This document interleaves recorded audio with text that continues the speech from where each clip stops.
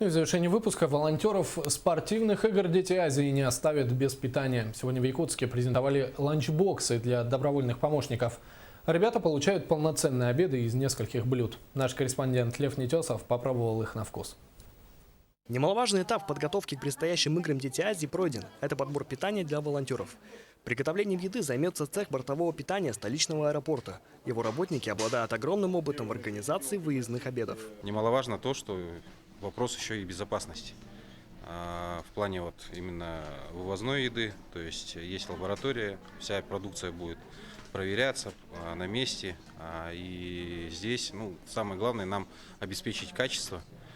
И объемы. Во время спортивных игр «Дети Азии» задействуют около 2000 волонтеров. По замыслу организаторов, 1500 человек получат еду в виде ланчбоксов, которые приготовит аэропорт. Остальные 500 волонтеров будут питаться со спортивными делегациями. Различные будут функциональные направления волонтеров.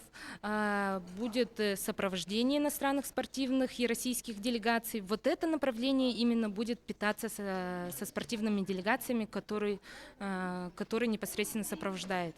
Сегодня во время презентации меню повара цеха представили 7 видов горячего, различные салаты и десерты, а также 3 варианта сэндвичей. В пример обеденного рациона для волонтеров я подобрал для себя курицу с брокколи и капустой, салат с помидором и сыром, сэндвич с ветчиной в специальных упаковках, 2 куска хлеба, кетчуп и примерно пол-литра питьевой воды. Общая пищевая ценность этого обеда составляет примерно 1200 килокалорий. Волонтеры будут есть несколько раз в день. Каждый получит более 2000 килокалорий. Это более чем достаточно для нормальной работы. Ведь хороший солдат – это сытый солдат. Лев Нетесов, Дмитрий Сергучев, НВК «Саха», Якутск.